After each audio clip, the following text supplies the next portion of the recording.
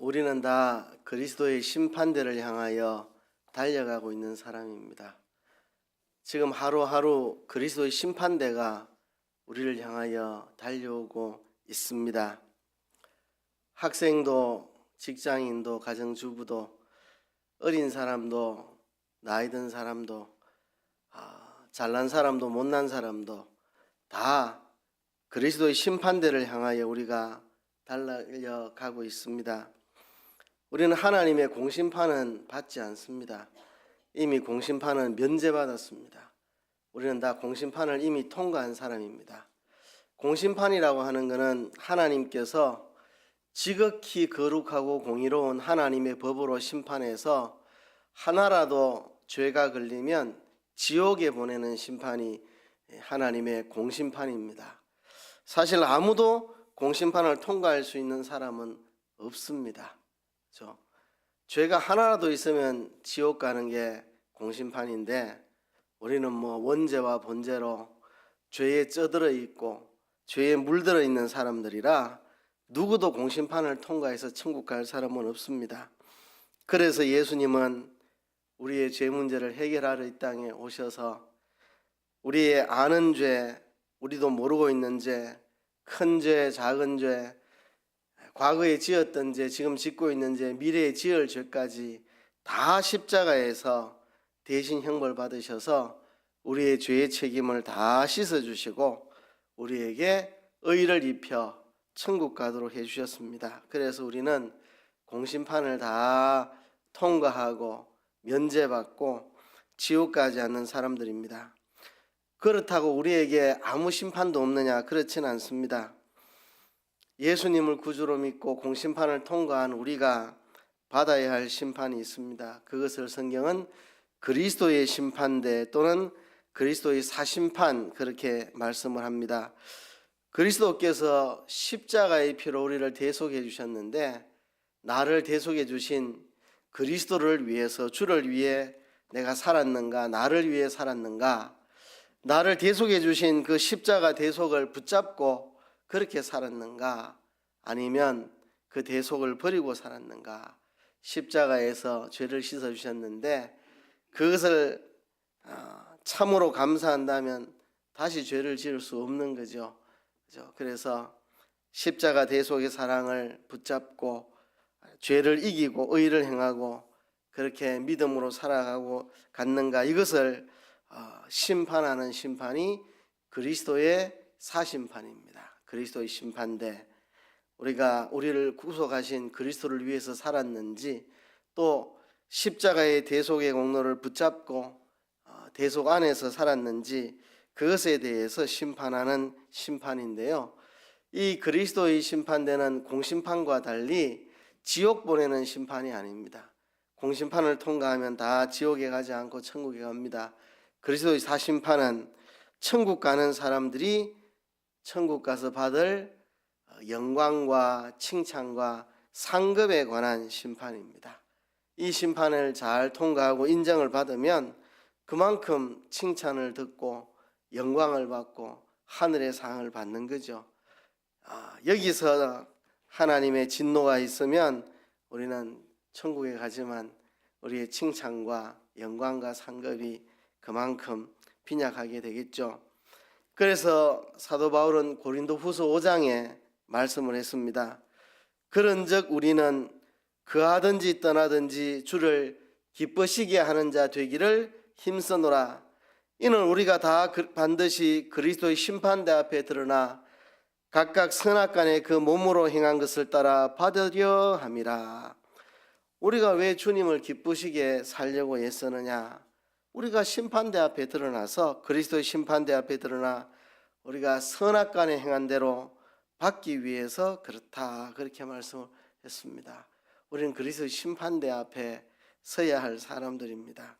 그래서 우리는 우리를 십자가의 피로 구속하신 주님을 기쁘시게 그렇게 해야 되겠고 이 십자가의 구속을 붙잡고 선을 행하고 의를 행하고 죄악을 행치 않는 그런 삶을 살아야 합니다. 그래야 우리가 그리스도의 심판대 앞에서 주님 앞에 잘했다 칭찬 듣고 영원한 영광과 칭찬과 상급을 받게 될 것입니다.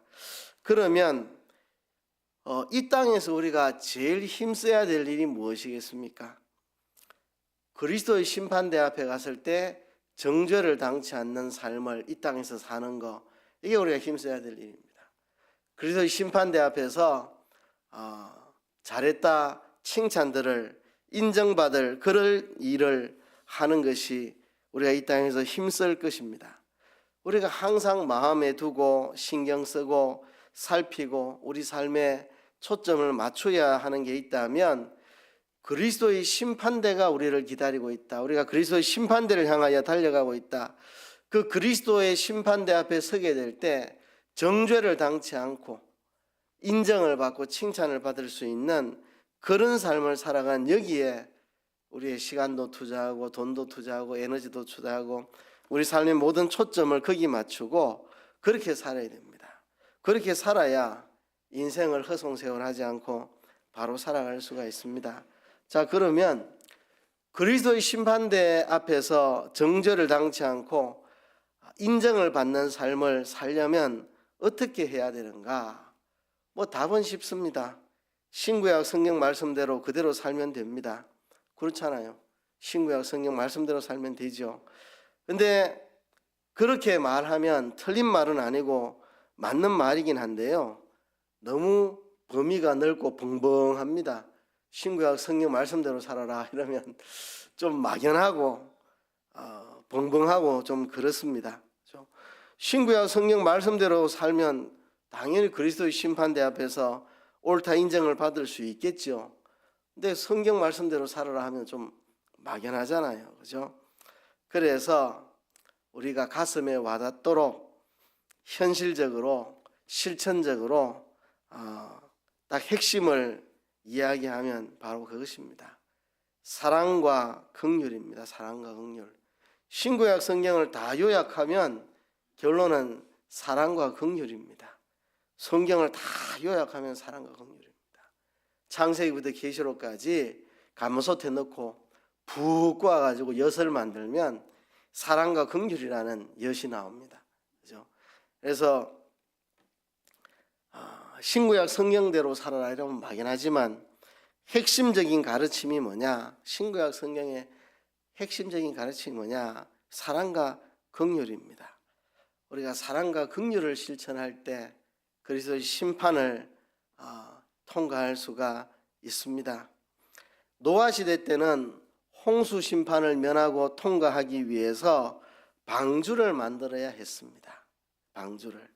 소돔 고모라의 유황불비 심판이 내릴 때는 뒤돌아보지 않고 도망을 가야 구원을 받았습니다. 뒤돌아본 롯의 아내는 소돔 기둥이 되고 뒤돌아보지 않고 곧장 도망간 롯과 딸들과 그들은 다 구원을 받았죠.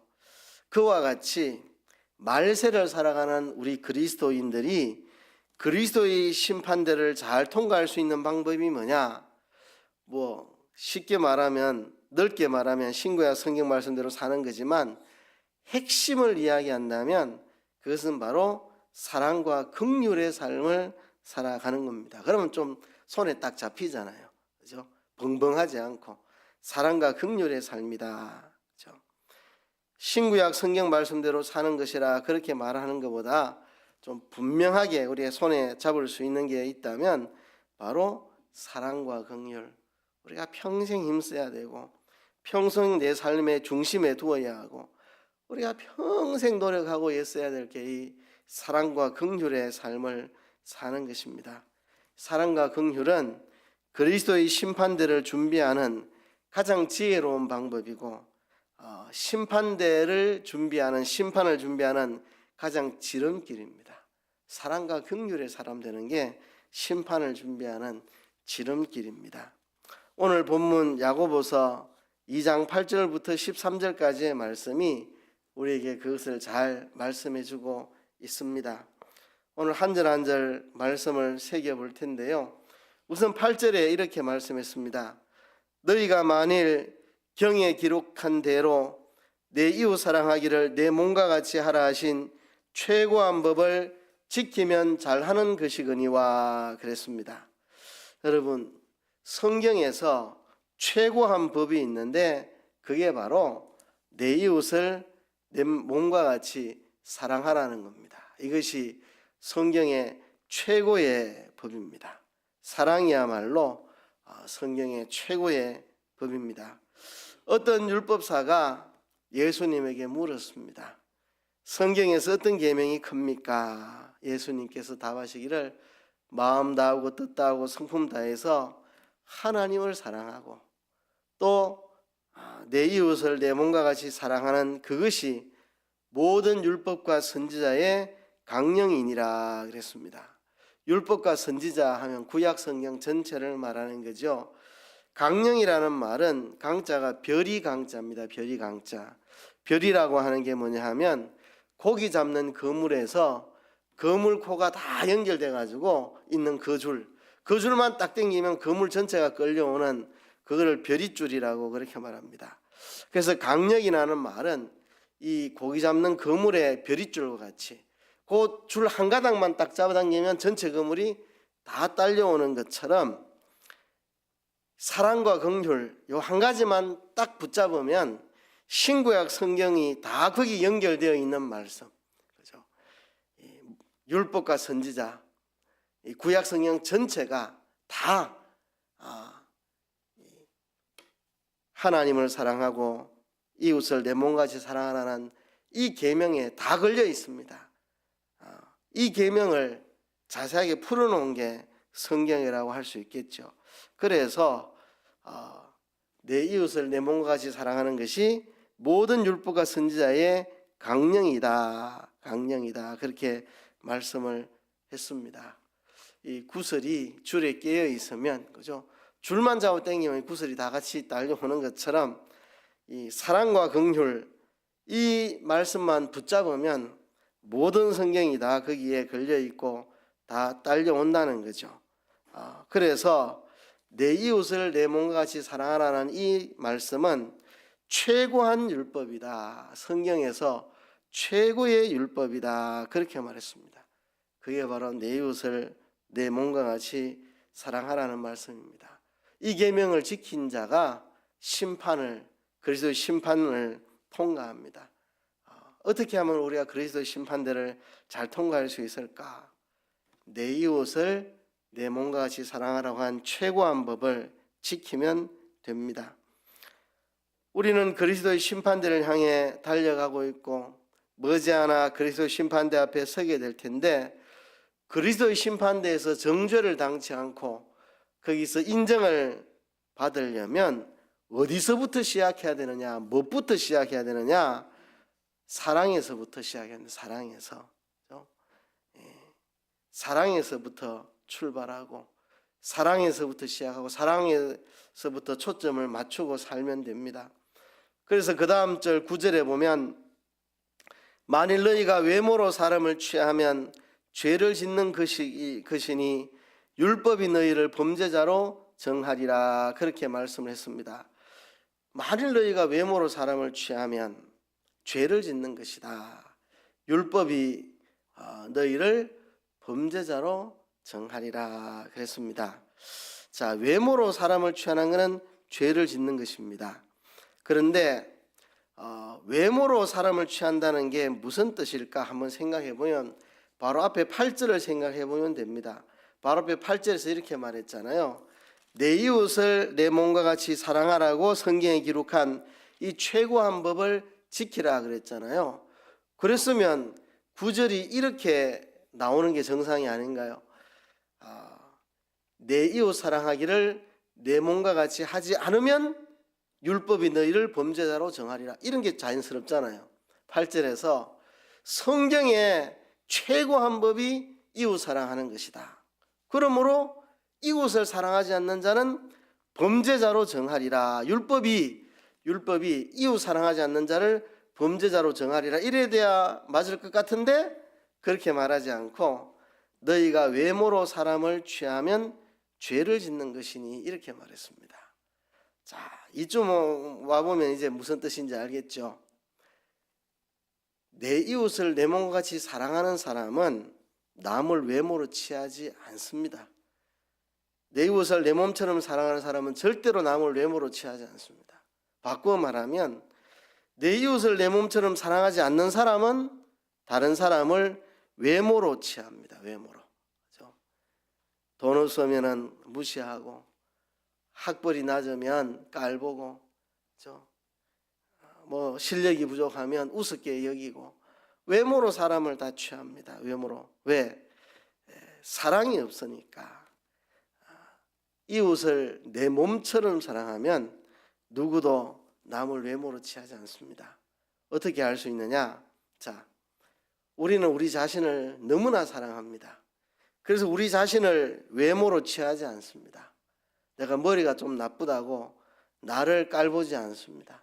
그래서 내가 돈이 부족하다고 내가 나를 우습게 여기지 않습니다.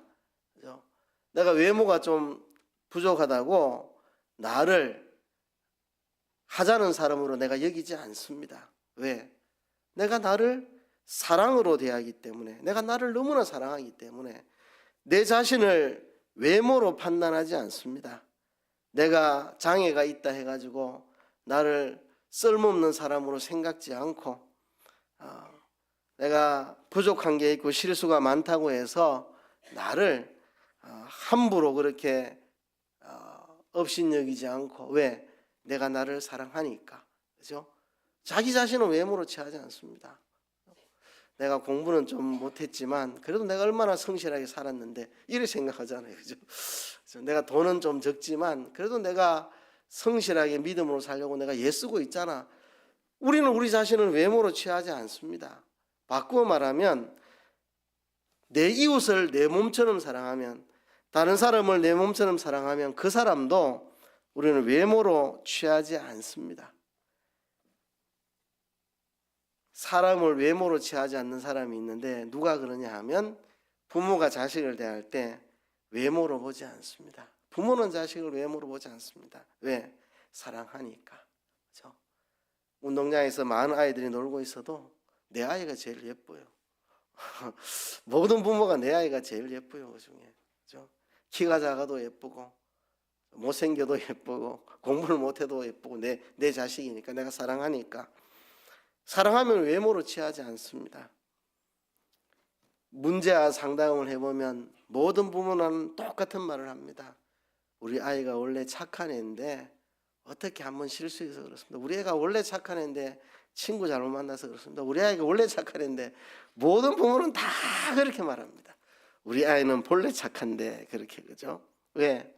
사랑하니까 외모로 자식을 보지 않습니다. 사고 한번 쳤다고, 공부 좀 못한다고, 학교에서 적응 못한다고, 그것으로 외모로 부모는 내 아이를 판단하지 않습니다. 내 아이는 정말 소중한 존재고, 그래서 우리 애가 본래 착해요. 다 모든 부모는 다 내 아이는 본래 착한 아이라고 다 그렇게 말합니다. 그렇죠? 바로 그것입니다. 우리가 왜 사람들을 외모로 취하느냐? 사랑이 없어서 그렇습니다. 사랑이 없어서. 그렇죠? 정말 내 몸같이 그를 아끼지 않는 상태에서 사랑한다고 해봐야 진짜 형식적이고 외식적이고 가식적인 사랑을 하지, 진짜 형제를 사랑하는 것은 형제를 내 몸처럼 내가 여길 때 그 사람을 진정으로 사랑할 수 있고, 그게 이제 사람을 외모로 취하지 않는 것으로 나타난다는 겁니다. 그렇죠?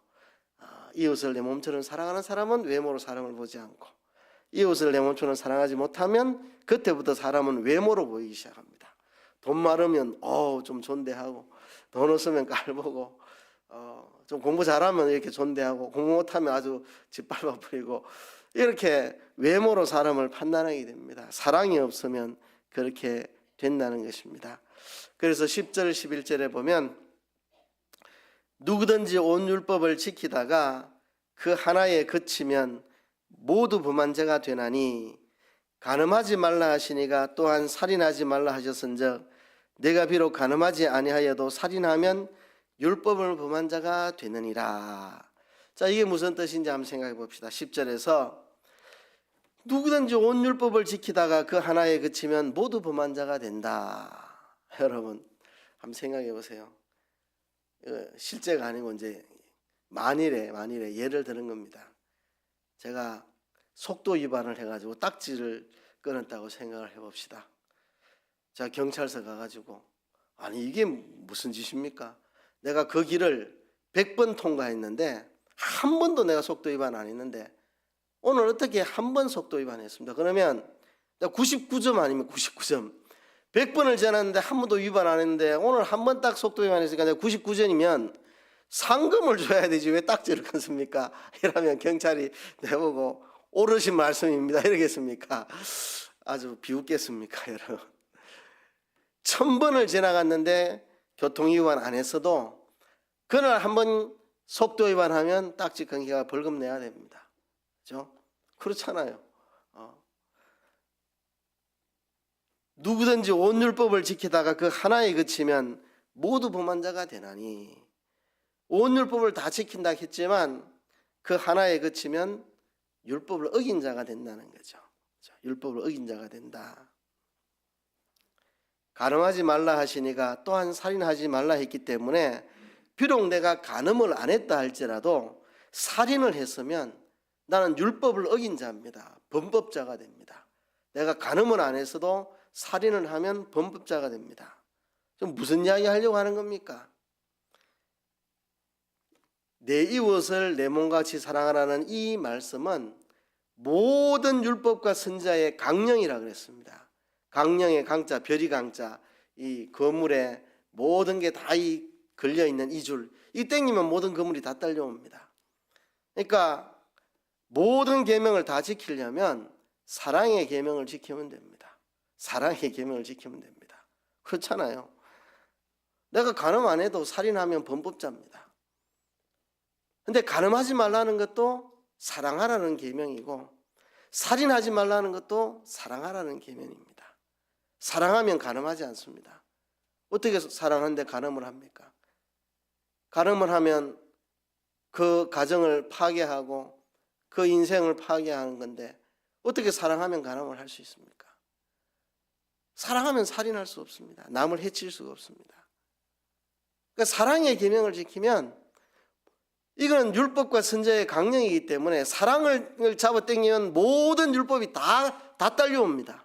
그러니까 사랑의 계명을 지키면 범법자가 되지 않고 계명을 다 지키는 게 됩니다. 그렇지 않으면 간음 안 했지만 살인할 수 있고 살인 안 했지만 거짓말할 수 있고 거짓말 안 했지만 도적질할 수 있고 그래 되는 겁니다. 그렇죠?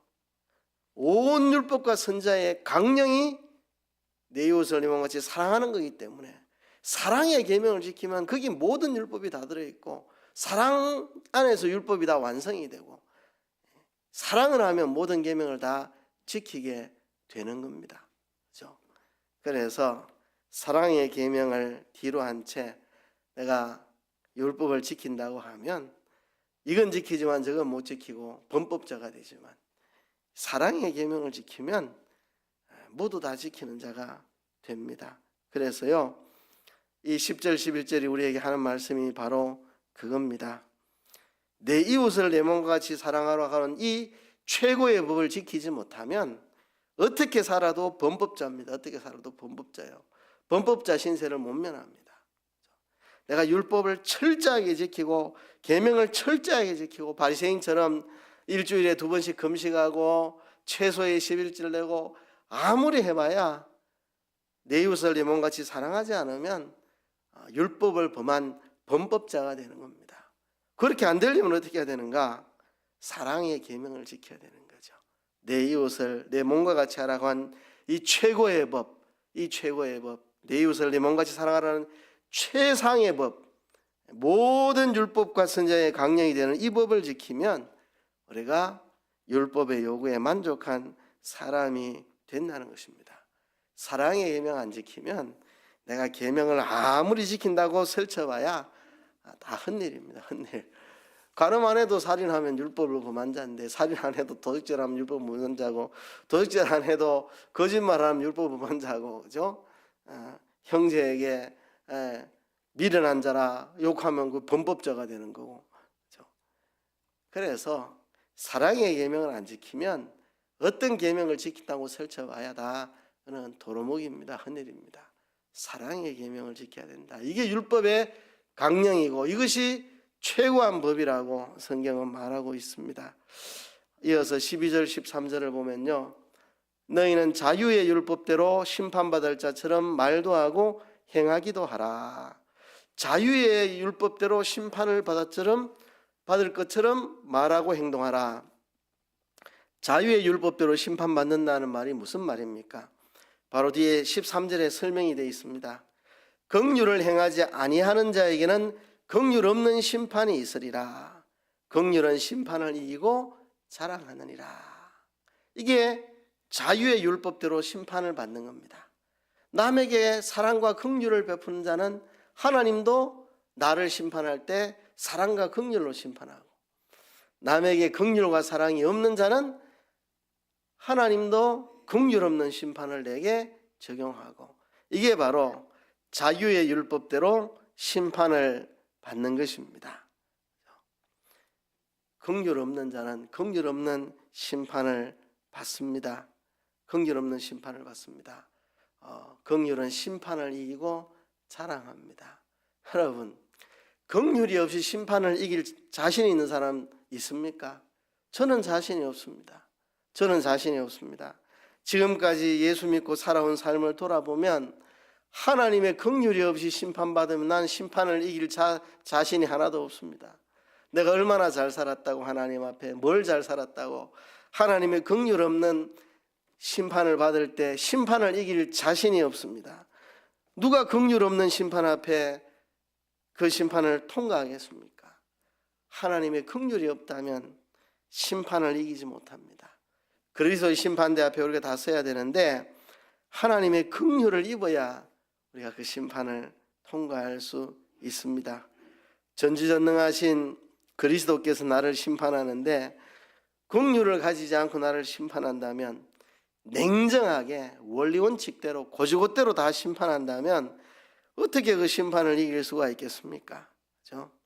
내가 비록 부족하지만 긍휼을 가지고 심판을 하시면 그래도 심판을 이길 수 있다는 것입니다. 이 말씀은 참 소망의 말씀입니다. 얼마나 소망의 말씀입니까? 내가 그리스도의 심판대 앞에 드러날 때 내가 어떻게 그걸 통과하겠습니까? 그리스도 앞에서. 그러나 소망이 있는 것은 내가 다른 사람에게 사랑과 긍휼을 베풀면 하나님도 나를 사랑과 긍휼로 심판을 하신다는 겁니다. 그래서 긍휼은 심판을 이기고 자랑한다고 성경은 말하고 있습니다. 여러분, 긍휼이 뭡니까? 긍휼, 내 이웃을 내 몸과 같이 여기는 거, 그게 긍휼입니다. 내 이웃을 내 몸과 같이 여기는 거. 그 사람 잘못했어요. 근데 내가 그 사람이라고 생각해 보니까 용서를 좀 해야 되겠다. 그죠? 다른 사람을 나처럼 여기는 거, 내가 그 사람의 입장에 서는 거, 그럼 이제 긍휼의 마음이 생깁니다. 그죠? 그 아이가 사고를 쳤긴 쳤지만 가정이 어려워서 사고 안 쳤나, 좀 불쌍히 봐주자. 그죠? 그 사람이 못된 짓을 하긴 했지만 너무 가난해가지고 그렇게 할 수밖에 없었지 않나, 좀 우리가 긍휼을 베풀자. 그러면 하나님도 나를 심판하실 때 인간의 연약함, 부족함을 감안해서 심판하시는 거죠. 나도 남을 대할 때 냉정하게 원리원칙대로 법대로 다 따지고 그렇게 긍휼 없이 남을 대하면 하나님도 내게 그렇게 대하시고, 내가 남을 대할 때 그의 연약함, 그의 어려운 상황, 곤란한 형편, 이런 거를 다 내가 그 입장에 서서 그럴 수밖에 없는 좀 불가피한 상황, 이런 걸 다 고려해서 긍휼의 마음으로 대해주면 하나님도 나를 심판하실 때 인간의 연약성과 이런 것들을 다 고려해서 긍휼로 나를 심판하신다는 거죠. 긍휼의 심판이 아니라면 어떻게 우리가 그리스도 심판대 앞에 서겠습니까? 그러나 긍휼은 심판을 이기고 자랑한다. 그래서 이것은 소망의 말씀인데, 소망의 말씀이면서 무서운 말씀입니다. 왜 무서운 말씀이냐? 내가 남에게 긍휼을 베풀지 않으면 하나님이 무제한 심판을 내게 하시겠다. 그리스도께서 무자비하게 나를 심판하시겠다는 겁니다. 두려운 말입니다. 이 13절의 말씀은 정말 소망의 말씀이면서 정말 무서운 말씀입니다. 내가 어떻게 그리스도의 심판을 통과할 수 있을까? 내가 남에게 긍휼을 행하면 하나님 나를 긍휼히 여겨주시리라. 이게 우리의 소망이고, 하나님 무서운 말씀입니다. 남에게 긍휼을 베풀지 못하면 주님도 내게 긍휼 없이 심판하신다고 말씀을 하신 것이기 때문에 그렇습니다. 이제 말씀을 서서히 맺어야 될 텐데요, 두 가지 부탁을 합니다. 첫째는 우리가 항상 그리스도의 심판대 앞에서 살아가야 합니다. 그리스도의 심판대를 표준해서 살아갑시다. 그리스도의 심판대가 하루하루 우리 앞에 다가오고 있고, 우리는 하루하루 그리스도의 심판대를 향하여 달려가고 있습니다. 아무리 세상에서 인정받고 대접받고 존경받고 그렇게 살아도 그리스도의 심판대에서 정죄받을 삶을 살았다면 인생 실패한 거고, 세상에서 가난하게 어렵게 세상에 인정도 못 받고 살아도 그리스도의 심판대에서 인정받을 삶을 살았으면 그 사람은 인생 성공한 겁니다. 우리 삶의 표준은 그리스도의 심판대입니다. 하루에 눈을 뜨면 저녁에 눈을 감을 때까지 늘 생각할 게 그리스도의 심판대입니다. 누구를 만날 때도 내가 그리스도의 심판대 앞에 부끄럽지 않도록 오늘 그 사람과의 만남을 가져야 되겠다. 누구한테 말을 해도 내가 그리스도의 심판대 앞에서 부끄럽지 않도록 내가 말을 해야 되겠고, 오늘 돈을 써도 그리스도의 심판대 앞에서 너 돈을 그따위로 썼냐고 야단 안 맞도록 내가 돈을 써야 되겠고, 항상 우리는 그리스도의 심판대를 의식하고 항상 그리스도의 심판대를 표준해서 우리 삶을 살아야 한다는 거 첫째 말씀을 드리고요. 두 번째는 그리스도의 심판대를 잘 통과하기 위해서 우리가 신구약 성경에 말씀한 대로 다 살면 되는 건 맞는데, 그래 말하면 너무 막연하고, 그죠? 그렇게 했으면 간음 안 했지만 살인하고, 살인 안 했지만 거짓말하고, 거짓말 안 했지만 도적질하고, 이렇게 해가지고 결국 범법자가 되고 그리스도 심판대 앞에 걸리는 일이 됩니다. 그러나 모든 선지자와 율법의 강령인 최고한 법인 이 사랑과 긍휼의 계명, 내 이웃을 내 몸같이 사랑하라는 이 말씀대로 살면 모든 율법을 다 지킨 것이고, 그리스도의 심판대를 통과할 수 있고, 하나님 앞에 긍휼의 심판을 받아 심판을 이기고 자랑할 수 있는 그런 사람이 된다는 것입니다. 그래서 예수님의 재림을 맞을 준비를 우리가 하고 있고, 또 우리의 개인의 종말을 향하여 우리가 달려가고 있는데, 우리가 어떻게 그리스도의 심판대를 잘 준비할 것인가? 이 사랑과 긍휼의 계명을 잘 지키는 것입니다. 사랑과 긍휼의 계명을 지키는 게 어떤 것이냐? 예수님이 마태복음에서 예수님 재림을 준비하는데 어떻게 준비하느냐? 맡은 자에게 때와 때를 따라 양식을 나눠주는 자가 되라고 말했습니다. 우리의 은행심사가 다른 사람들에게 구원에 유익한 양식이 되도록 조심해서 다른 사람에게 신앙의 양식을 주며 살아가는 삶, 이게 사랑과 긍휼의 삶입니다. 그렇죠? 예수님 재림을 어떻게 준비해야 되느냐? 마태복음에서 맡은 자에게 때를 따라 양식을 줘라. 그렇죠? 그거는 내 은행심사로 다른 사람에게 신앙의 양식이 되어주는, 이런 게 다 사랑과 긍휼입니다.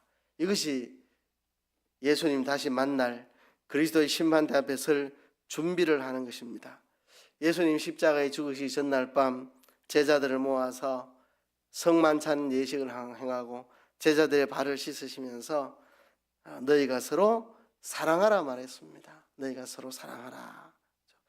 예수님 성천하시기 직전에 땅끝까지 이르러 내 증인이 되라고 말씀을 하셨습니다. 이렇게 복음의 증인이 돼서 복음을 전하는 거, 이게 사랑과 긍휼의 실천입니다.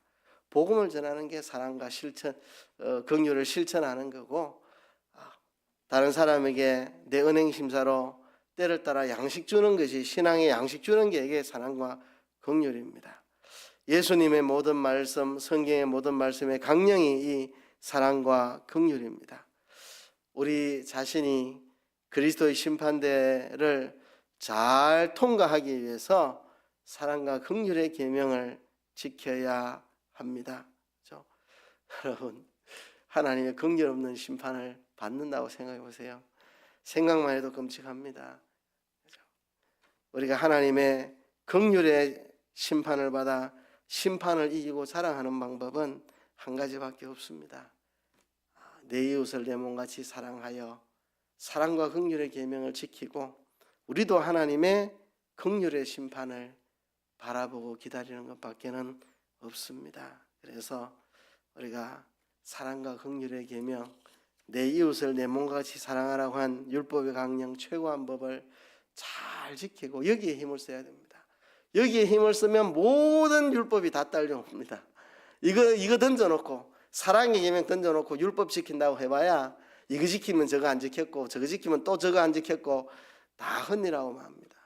그러니까 우리가 그리스도의 심판대를 통과하는 가장 지름길이요 가장 지혜로운 방법은 내 이웃을 내 몸같이 사랑하는 계명을 힘써 지키는 것입니다. 여러분, 우리의 날이 얼마 남지 않았습니다. 주님 앞에 설 날이 다가오는데 우리가 남은 생에 이 사랑의 계명 잘 지켜서 주님 앞에 긍휼의 심판을 받는 우리들이 되도록 애쓰는 남은 생이 되기를 축복합니다. 말씀을 생각하시면서